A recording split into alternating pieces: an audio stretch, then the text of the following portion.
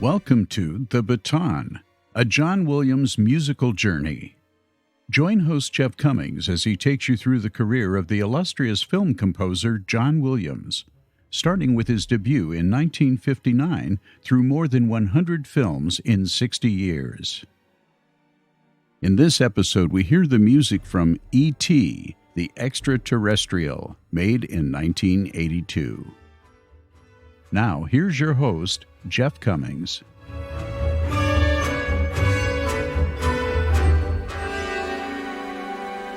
Hello, everyone, and thanks for being here for today's episode.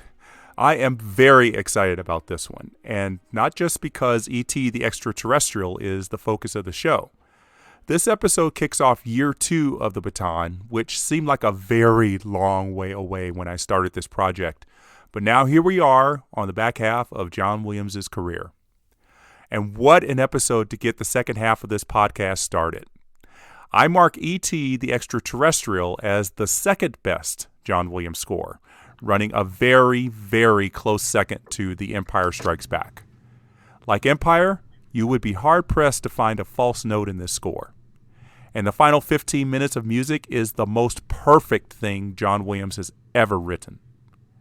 I've invited a co-host to join me today who feels the same way about E.T. Please join me in welcoming David Kay. Thanks, Jeff. I'm a huge fan of The Baton, and I'm really honored to be co-hosting this episode with you. So thank you.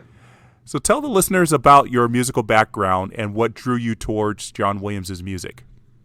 Sure, happy to. I'm not a professional musician by any means, but I'm certainly a fan. I played trombone and, to a lesser extent, piano for decades now.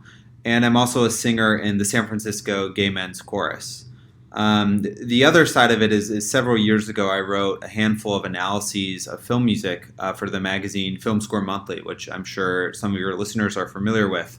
And honestly, Jeff, I don't know if I'd be doing any of that stuff if it weren't for John Williams.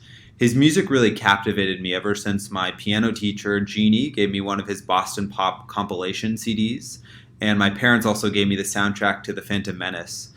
So John Williams was really the gateway that led me into all types of musical genres and performance outlets. Yeah, you're not going to find many people who have a story different from that when they talk about how John Williams has intervened in their lives. And it's great that it continues to have such an impact on you all these years later. So Totally. There is so much we have to cover today. So let's get right to it. E.T. the Extra-Terrestrial is Steven Spielberg's most personal movie. He has said numerous times that the main character, the 10-year-old Elliot, is almost identical to himself at that age. Like Elliot, Spielberg was a child of divorce, building a resentment to his father, which he has since healed. Spielberg was also friends with an alien as a child, but his was completely imaginary. Spielberg planned to make a film about that period in his life after completing the movie 1941. But since 1941 was running well behind schedule, and with Raiders of the Lost Ark planned for a summer 1981 release, Spielberg had to put that film about a boy and his alien aside. Then, while he was shooting Raiders, he had a conversation with Harrison Ford's wife, Melissa Matheson, about his movie idea, and she helped transform it from a thriller about evil aliens to a child-friendly one about just one really nice alien left behind on Earth. Once Spielberg read that rough draft, he set this film, called E.T. and Me, as his follow-up to Raiders. Columbia Pictures was in early discussions to finance this movie, but that was when it had a darker tone. Columbia passed on the lighter version, but in an amazing deal, stipulated that the studio would get 5% of the film's profits if another studio makes it. We all know how well the movie did, which made a lot of money for Universal and a good deal for Columbia as well. Unlike all his previous films, production of E.T. went as scheduled and stayed on budget. So John Williams was not under any extreme deadline pressure when the time came to compose the score. What I love about this score is that it feels simultaneously epic and intimate. I think Williams has publicly noted that this score was particularly satisfying for him to work on. And as always, he wrote a ton of thematic material for the movie. We get at least 5 themes and a few other memorable motifs for standalone scenes. When Williams writes so much thematic material for a film, you know he was inspired by the visuals. And Spielberg is Williams' biggest fan, so naturally he wanted all the themes put to good use in the movie. So David, let's talk about all of these themes, and through our discussion, it will be a way to play some of our favorite musical moments in the score. That sounds great. I think undoubtedly the theme that everybody knows is called the flying theme, which is the one you hear in almost every John Williams concert and is really the theme for E.T. and his powers. So for listeners who aren't familiar, that's the one that starts like...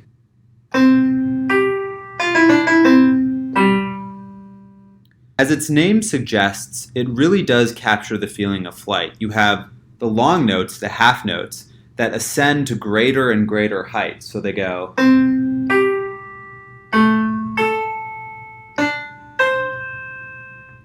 And then between those you have short notes, eighth notes, that to me represent the nervousness and butterflies that the kids must be feeling as they do these crazy stunts. So that's the ones that are like...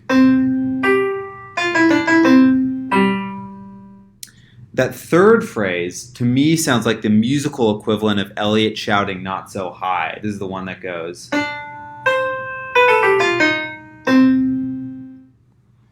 That's amazing. The first time we hear this wonderful theme is 30 minutes into the movie after Elliot has faked an illness and is staying home from school. He's showing E.T. some toys, including a little car that E.T. tries to eat. It's not the full theme, but just enough of a taste for us to hunger for more. And we get a bit more later when E.T. takes Play-Doh and creates a floating solar system in Elliot's room.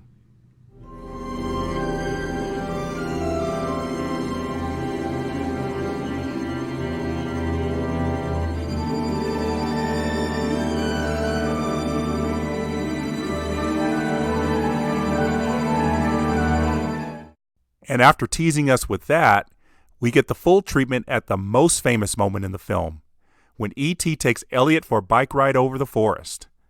The build-up in the orchestra is fantastic, and the brass crescendoing that major chord before the bike takes flight tells us, get ready for something amazing.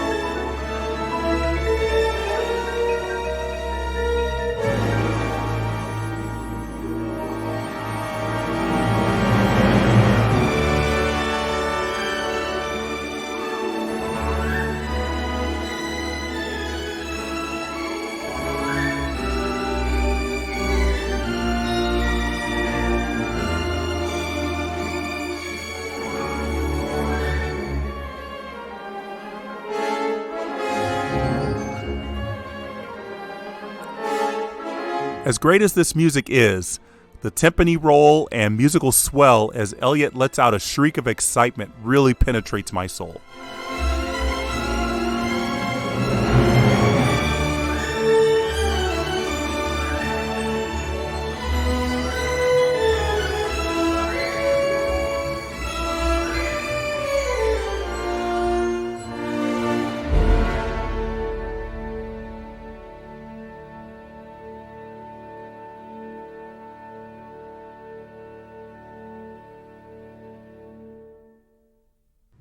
David, this is like Chasm Crossfire in Star Wars all over again.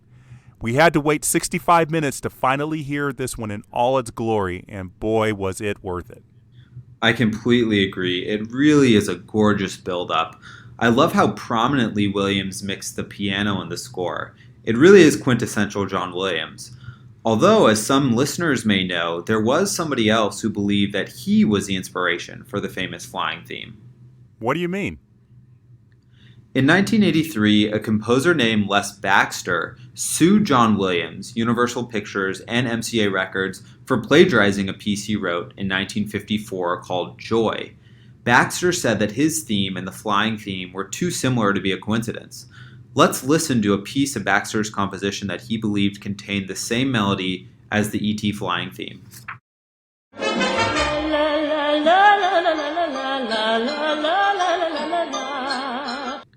Jeff, do you think Baxter had a case? I'm curious. Absolutely not. No way. These two pieces of music have some similarities, but not enough to say that Williams stole the melody for his work. I tend to agree with you, and I mean, I do hear the similarities. So, again, the flying theme from E.T. goes, and the Baxter piece goes,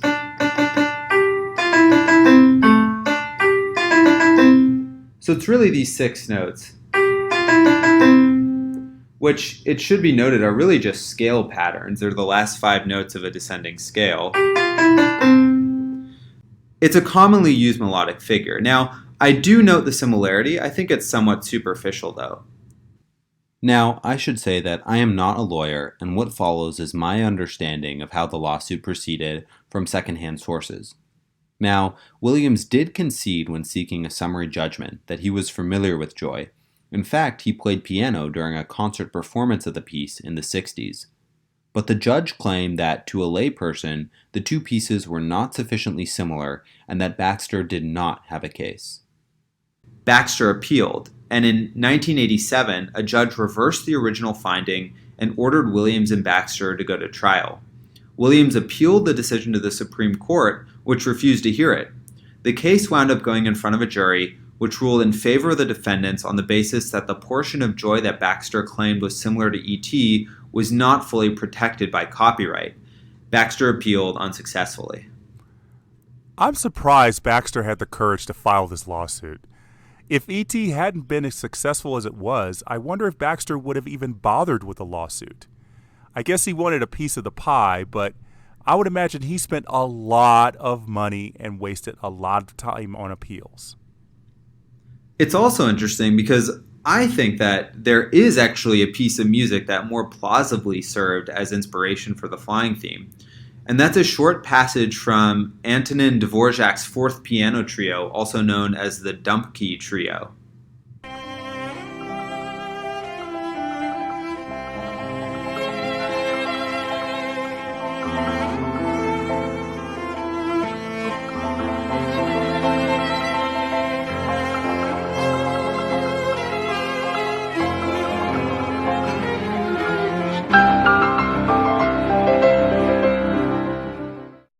Well, the similarities are quite striking here. I guess since Dvorak died in 1904, and probably since his music's copyright had expired, no one bothered to take this into a court of law. But seeing as it's just 10 seconds of a 33-minute piece in question here, I really doubt many people knew about it or bothered to bring it up until recently. And of course, the flying theme is not just the melody we've been discussing. There's also a B section that seems loosely related to the eighth note section that we just talked about. While the A section is structured with long notes first and then short, the B theme is the opposite, short notes followed by long.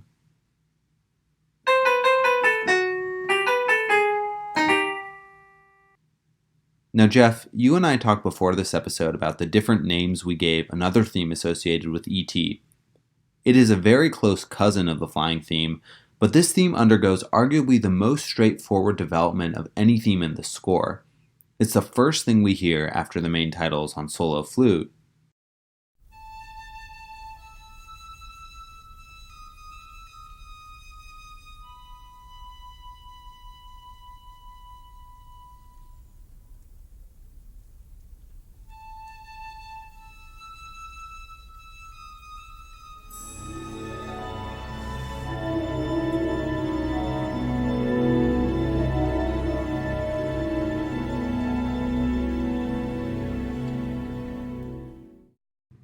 And it's the last thing we hear before the end credits on French horn with backing from the full orchestra. We'll get to that part later. Now, the name I give this theme is the call theme, as its performance for me is associated with E.T.'s attempts to communicate with his alien race. Yes, it is used in other places, like when Elliot is luring E.T. into his room the first night, but that's my name for this theme. It's interesting that this is the most performed theme of the film, but not surprising since the main storyline of the movie is getting E.T. rescued. One of the most beautiful themes in the score, in my view, is what I've called the friendship theme, which seems to represent the bond between E.T. and Elliot. There's a really beautiful concert version on the original soundtrack. So for listeners who are only listening to maybe the 2002 expanded version, I would definitely recommend checking out the original soundtrack as well. This theme is typically played on very delicate sounding instruments like harp. The first phrase sounds somewhat reluctant, particularly when it wavers between two notes. So it goes like this.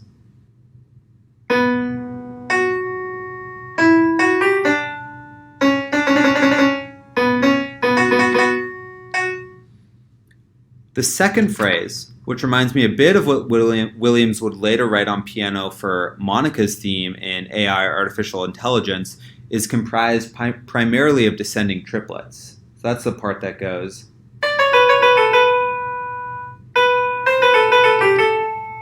Etc.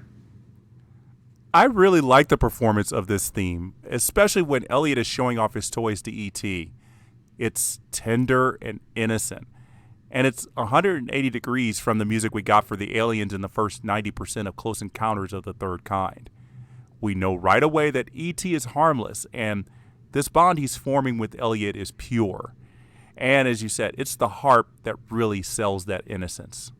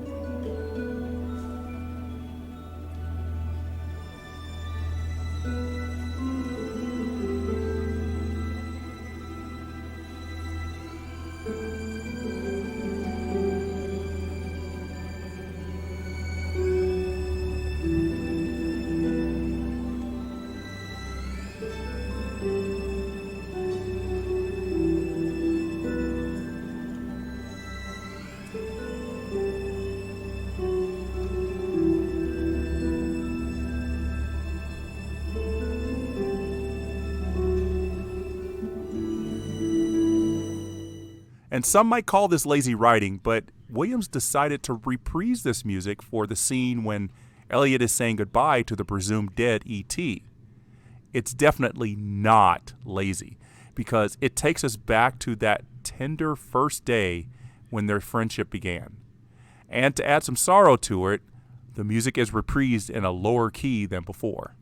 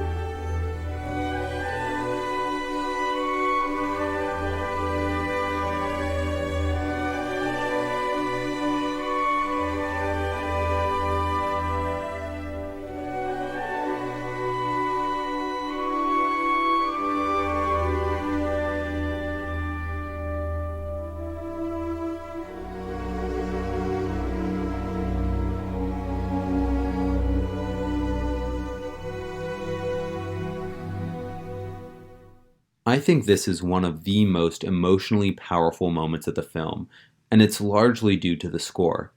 Another thing that I think is interesting about the friendship theme, which you heard in the first sample we played, is that it's often accompanied by a glissando on high strings. Now, a glissando is just a vocal smear between two notes. To demonstrate vocally, two notes might typically have a distinct beginning and end. Da, da. But a glissando smears that. Da. Think THX logo. When played on high strings, it's a feature that, if isolated from the rest of the music, might sound more at home in a horror movie than a movie like E.T. Within the context of E.T., I interpret them as mimicking the sound of yawns, which for many people have some association with comfort and warmth. In fact, the first time we hear these glissandos is around when Elliot starts yawning after he brings E.T. to his room for the first time. Note also how the glissando notes seem to be reaching up, higher and higher, perhaps to foreshadow the flying theme. David, that's such an interesting interpretation. Those swaying strings in the scene when Elliot falls asleep also is what I equate to yawning. Now, we certainly have to talk about the theme for the villains, or really just one villain, who doesn't get a name in the film, but is called Keys in the credits and played very well by Peter Coyote. Its performance in the bass clarinet and bassoons is so powerful that it does make us fear and almost hate a guy whose face we don't see until the end of the second act. The theme for Keys starts on a repeated note, which is something Williams often does when representing powerful characters. Think Superman, Darth Vader, or even Richard Nixon. To me, that bouncy rhythm, signifies strength because of that repeated note, while the second half of that theme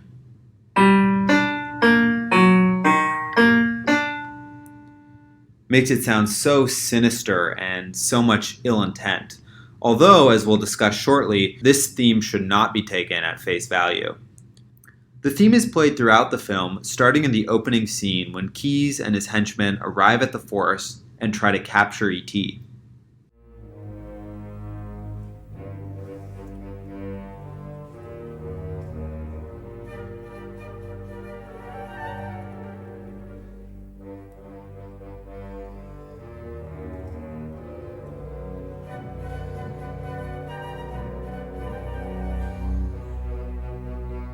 Once the men start chasing E.T., the theme moves to brass as it becomes clear that these people are trying to capture E.T.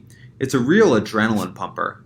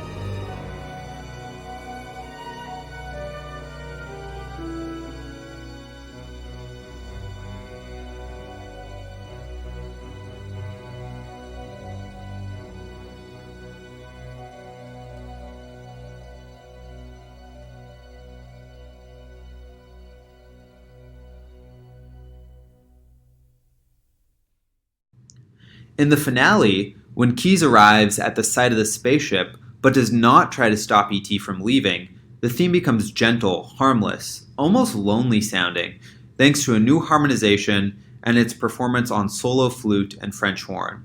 We'll talk more about that later. There's another theme that is often played when the government agents are in the frame, but it's probably more accurately referred to as a vehicle theme. It's mostly used during scenes with bikes, but also a bit for cars. This theme is comprised of just 2 notes. The first is a driving repeated tone, with the second ascending. It's a bit reminiscent of the theme for the Wicked Witch of the West from Wizard of Oz, whose Kansas counterpart, Mrs. Gulch, is often seen riding a bike.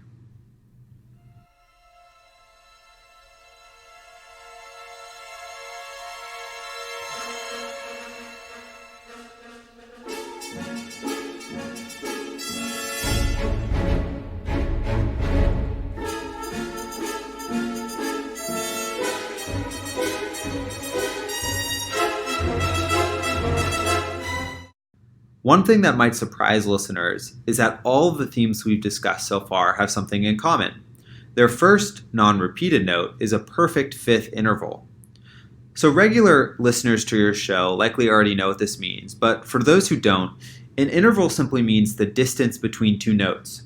You can have small intervals like the theme from Jaws, or large intervals like the opening of Over the Rainbow.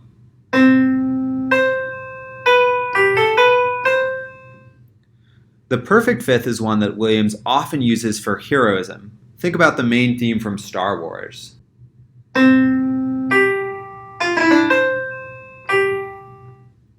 It's not hard to understand why Williams would want to link the flying theme with the friendship theme, for instance. Even the vehicle theme makes some sense, given Elliot's reliance on his bike. So I want to play some of these, and I'm going to do the high note will be playing the themes. The lower hand is just going to be playing the perfect fifth, so listeners can really understand what we're talking about. So this is a flying theme.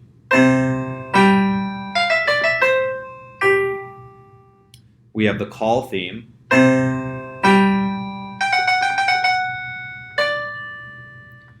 The friendship theme.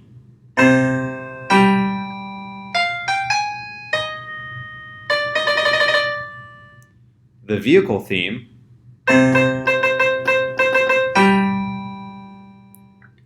and finally, the government theme.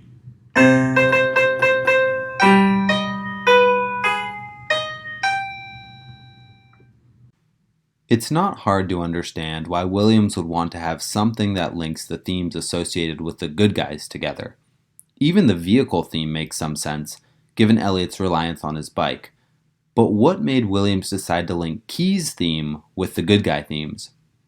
I think Williams meant to show the connection that Keyes and Elliot share. As Keyes tells Elliot late in the film, he's been, quote, waiting for this his whole life, end quote. And ultimately, Keyes allows E.T. to escape. Great points, and I really love those demonstrations. It really helped me to understand that perfect fifth too, which I cannot tell you enough how much I enjoy.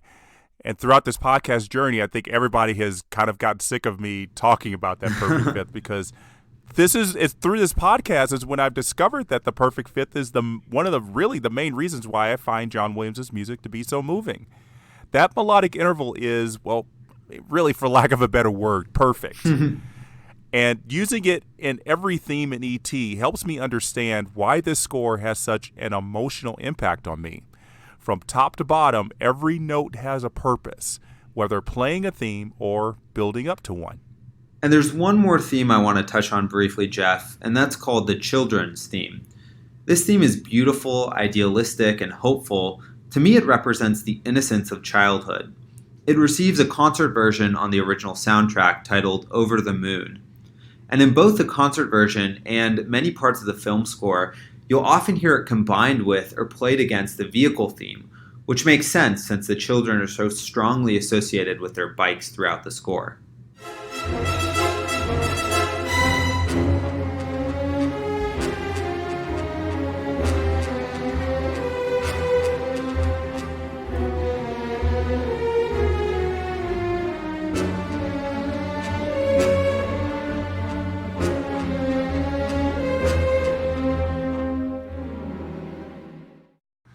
As I mentioned at the start of the show, there is nothing, absolutely nothing, that compares to the final 15 minutes of this movie. Just about everyone listening knows the conversation Spielberg and Williams had regarding this finale, but for the few of you who might not know, we'll talk about it here briefly. Williams wrote music for the final 15 minutes of the film, but the flow wasn't working during the performance. A lot of the music had to conform to a particular point in the visuals, and when Williams conducted the orchestra to play and hit those sync points, the music didn't sound right to him. So Williams told this to Spielberg, who told Williams to play the music without watching the film on the monitor he has at the conductor's podium. "I'll just edit the film to your music," Spielberg said. And he did just that. This is probably not the first time a director has told this to a composer, but it's the most famous one. And Spielberg would let Williams do this again for the finale of AI, Artificial Intelligence. It really is a sign of how much Spielberg trusted Williams. And who can blame him? As you said earlier, Jeff, the score here is some of the most beautiful music Williams, or any composer for that matter, has ever written, in my view. I read somewhere that to not tear up during the finale of E.T., you'd have to be less human than E.T. himself. Yeah, well, I'm glad I am definitely human in that regard. I don't tell this to just anyone, David, but I cry uncontrollably in the final 7 minutes of the film. Uncontrollably, every time without fail. And this is why I can't watch the movie with anyone present, because I'm a little embarrassed to be crying like that. And why I might never attend a live-to-film orchestra performance of the score. The music in this finale is so moving and so perfect in its execution that its power takes hold of me and never lets go, especially when it's paired with the visuals. I visited the Louvre in Paris when I was 15, and I saw a woman weeping as she looked at the Mona Lisa painting. I didn't understand her reaction then, but I certainly do now. So just as he did for the big chase scene in Raiders of the Lost Ark, John Williams broke down E.T.'s finale into 3 parts musically. Each has a distinct sound, and it all builds to the emotional finish. Part 1 is dominated by that vehicle theme you described, David, which is fitting because Elliot and Michael are trying to get away from the house in a van. And one of Williams' best compositional techniques is to lay 2 themes over each other, making them sound like they were made for each other. In this case, the children's theme, signifying Elliot and Michael, often plays with the vehicle theme, signifying the van they're using as the getaway car.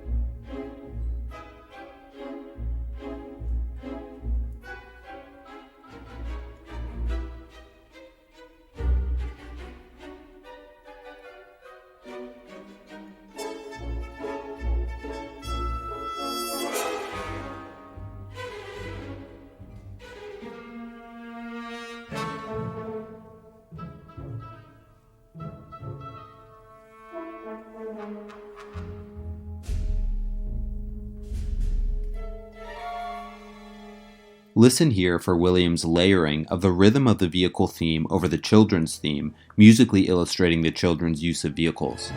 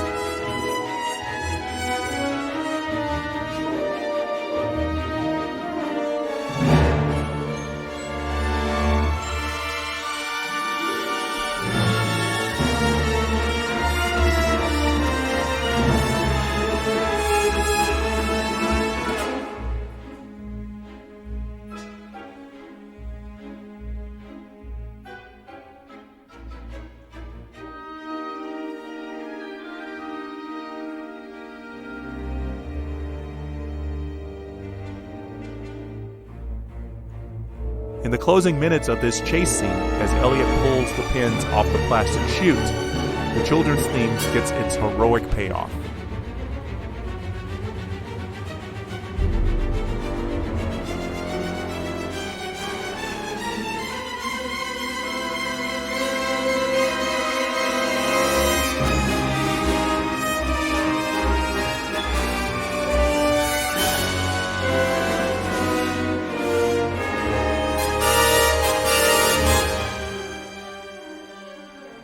Next, E.T. emerges from his quote-unquote tomb wearing a long white robe. Many people point to this, as well as other elements of the film, as proof that E.T. is meant to allude to Jesus. I'll let viewers make up their mind on that one.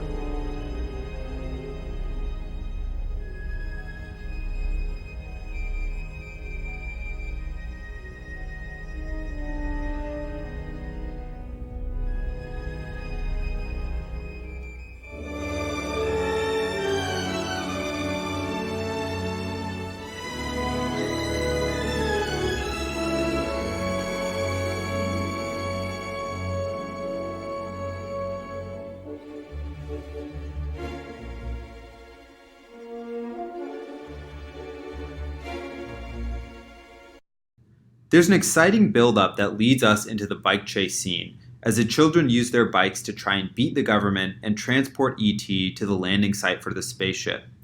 This music is absolutely thrilling. A shimmering, high-string ostinato, pedaling underneath a glowing fanfare, with interjections of the flying theme and some interesting syncopated brass figures. Parts of it are somewhat reminiscent of Howard Hanson's Second Symphony, written in 1930. Here's Williams.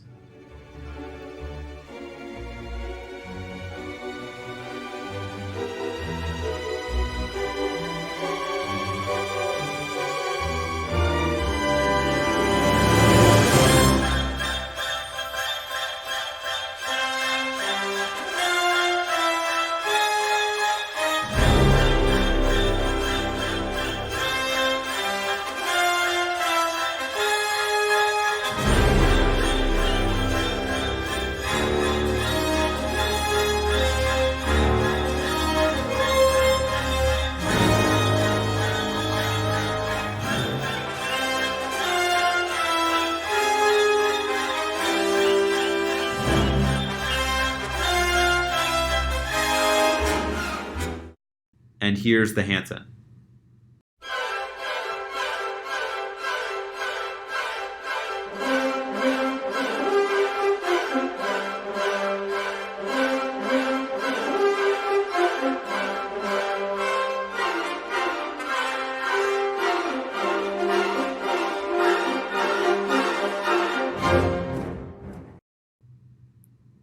Here's Williams again.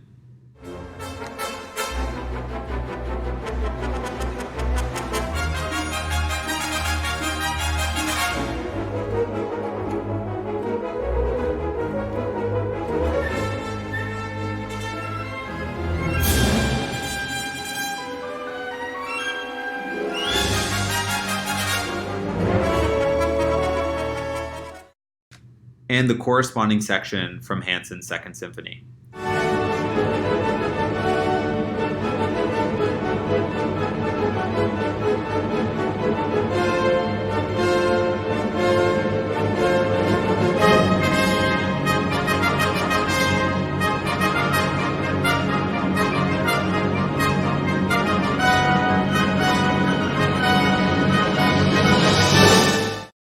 Perhaps not completely original, but personally I prefer Williams' take on the Hanson material.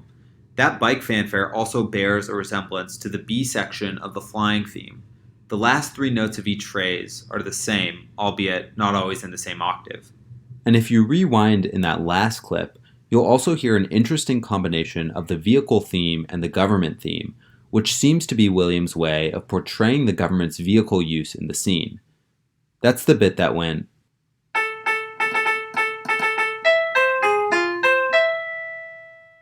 As you can hear, Williams is able to get a lot of, no pun intended, mileage out of a simple theme representing vehicles by combining it with other major themes. Williams and orchestrator Herbert Spencer did such an amazing job of adding so much depth to the music that there's nothing that can surpass this. Agreed, 100%. Anyways, as the government blocks the street for the children and it seems as though all hope is lost, the bikes suddenly take flight and the orchestra erupts into, what else but the flying theme. There's something so earnest about the musicians' performance here. To be honest, it's not a perfect performance. Certain sections aren't completely in sync with each other. But it works, and in some ways it underlines the sense of shock and giddiness that the children must be feeling.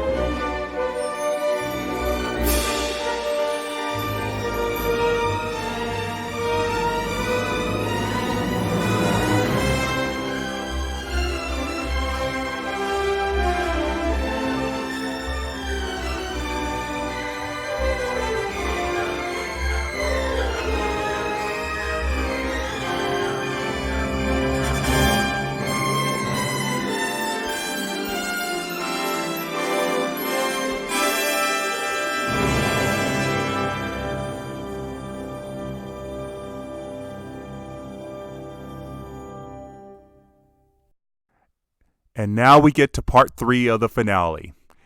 I have my Kleenex ready. Yeah, you can say that again. So the children land in the forest and E.T. prepares to go into the spaceship. The score features many of the major themes from the film, including the call, Key's theme, the friendship theme on horn for the first time, the flying theme, and the fanfare from the bike chase. As soon as the light from the spaceship shines on the communicator E.T. has cobbled together, the call theme comes in on the clarinet and is traded off through other instruments in the woodwinds. The weaving in of all the thematic material is wonderful, but that's not the emotional heart of the finale for me. The musicians in the string section are the heroes of the next 3 or 4 minutes. And I have to mention Herbert Spencer again, who played a big role in putting in the right amount of string instruments in what you're about to hear.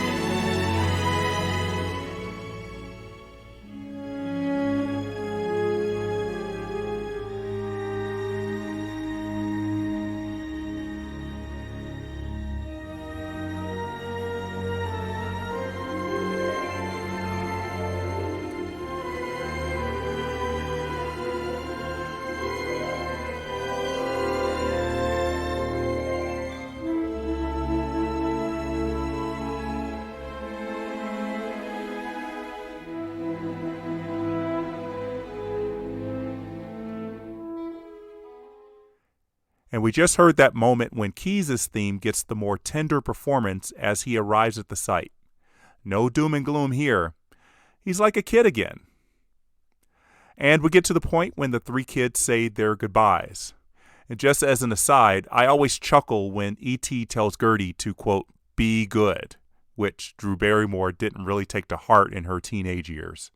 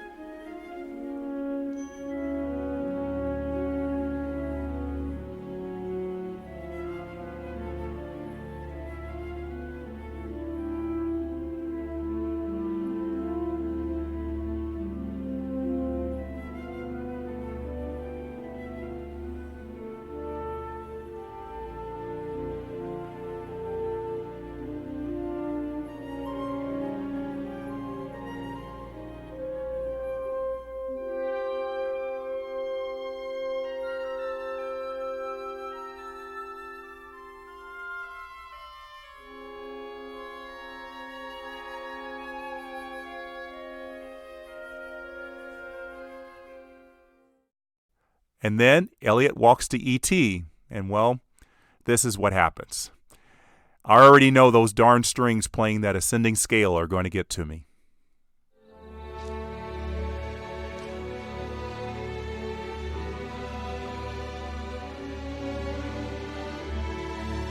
Come. Stay.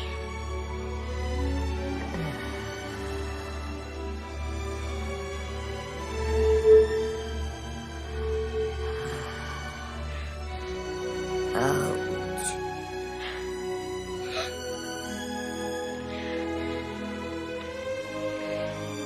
Ouch.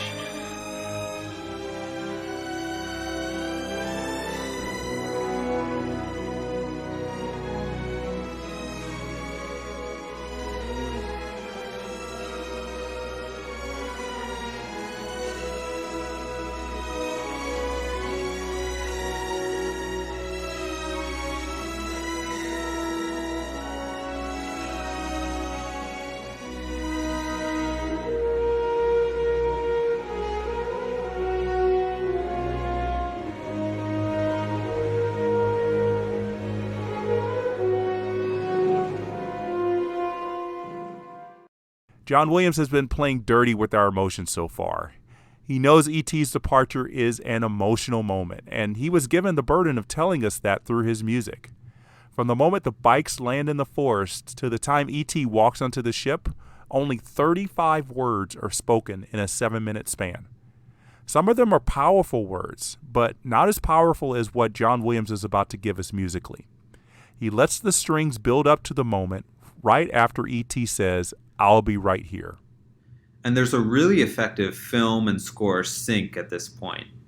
After E.T.'s final words to Elliot, we hear the fanfare from the bike chase, played slowly and regally this time. Between the first and second phrase of this epic fanfare, Elliot squeaks out, bye, through tears.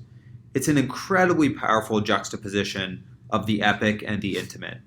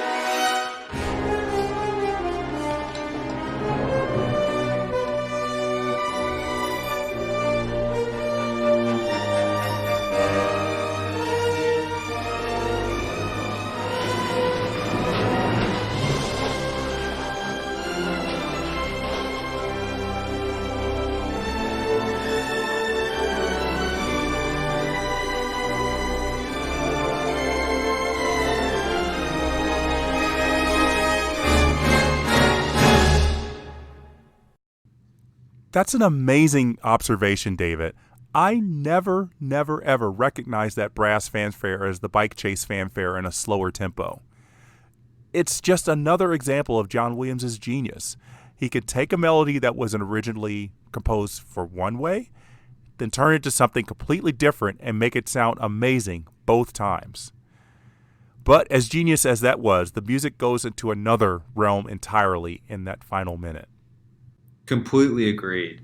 Once the spaceship blasts into outer space and creates a dazzling rainbow, we are treated to a new trumpet fanfare, which is really just an inverted perfect fifth. So if we think of the perfect fifth as, that fanfare is just,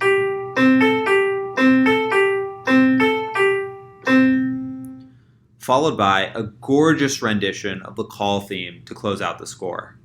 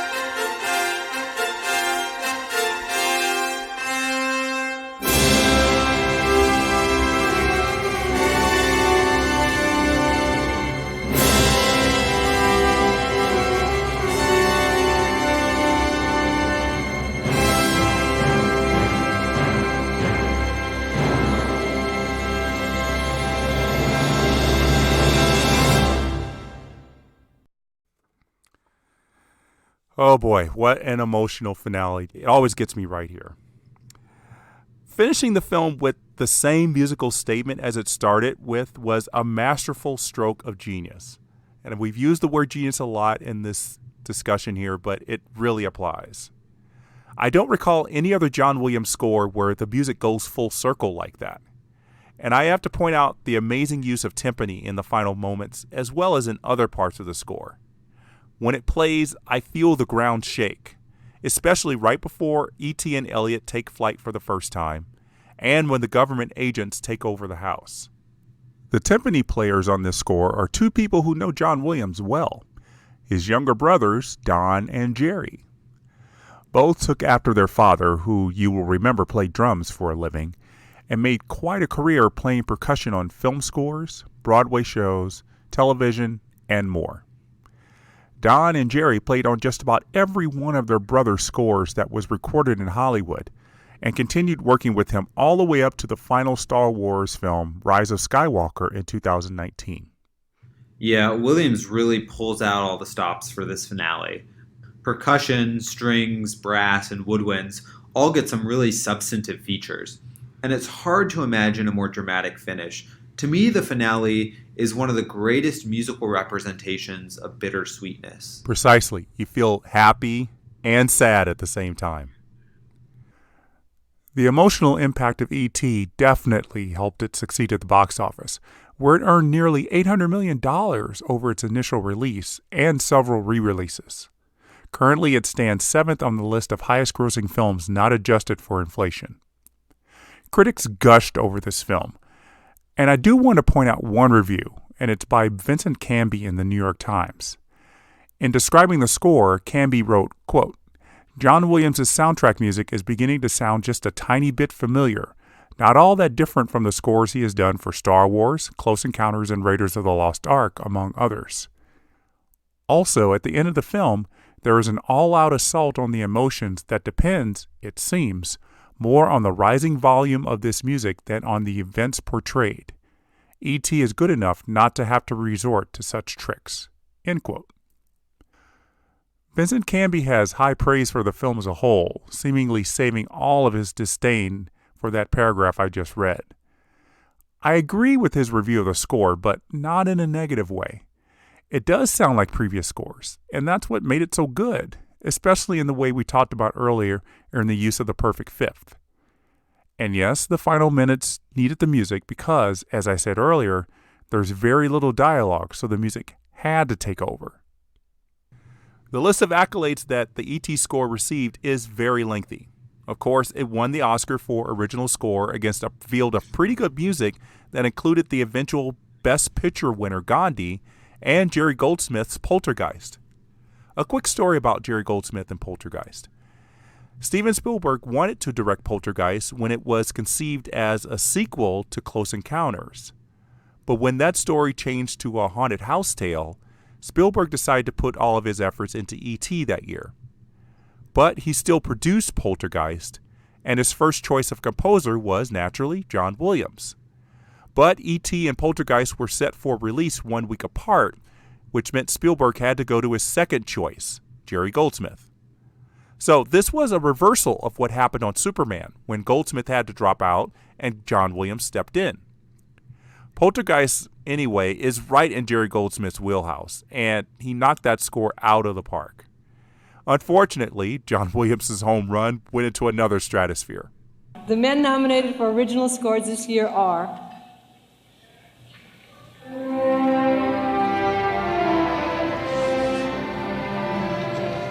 John Williams for E.T. the Extra-Terrestrial,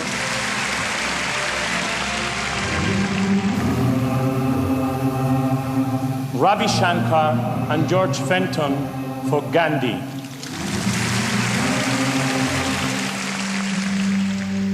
Jack Nitzsche for Officer and a Gentleman,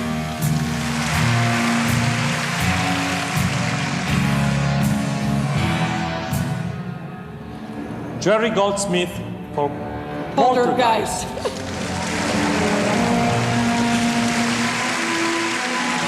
And Marvin Hamlish for Sophie's Choice.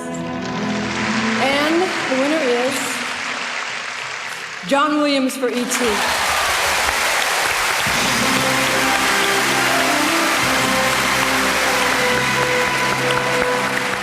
Thank you.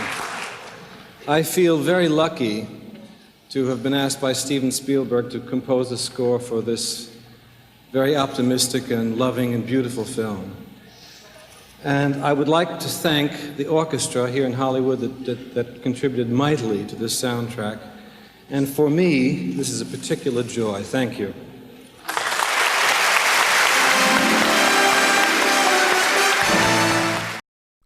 In addition to the Oscar win, Williams picked up 3 Grammy Awards for his work on E.T.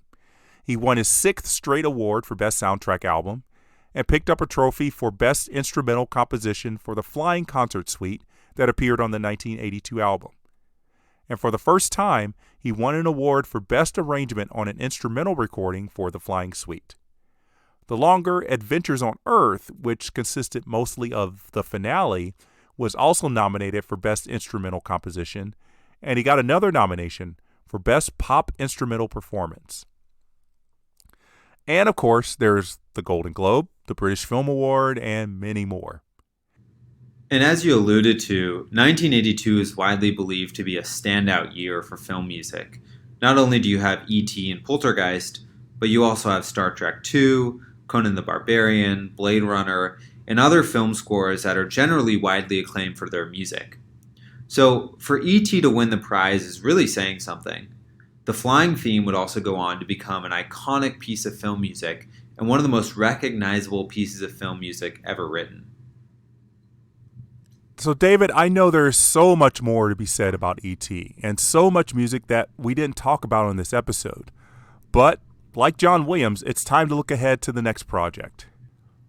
After Williams finished recording the score to E.T. at the end of April 1982, he had his summer work with the Boston Pops ahead of him. He also planned to tackle the score for a relatively quiet film about a duplicitous priest, which was supposed to be a leisurely project until his fall schedule got turned up a notch. I'll talk about all of that in the next episode when I explore the music to Monsignor. David, I have to thank you so much for being my co-host today. You shed a lot of light on the score to E.T. and gave me a greater perspective on the music that I never even knew existed. It was an absolute pleasure, Jeff. Thank you so much for this opportunity to talk about great music. As I said, I love The Baton. I think it's an awesome project that you're doing and spearheading, and I look forward to following The Baton as you continue to trek through Williams' career. And I hope all of you out there learned something today as well. Thanks as always for being a part of this journey with me, and I ask you to please submit reviews on iTunes as it helps give the podcast more exposure and hopefully bring in more listeners. Year 2 of this podcast is now in full swing. We have 55 episodes left in this podcast and a lot of amazing music to discover. Until next time, the baton is down.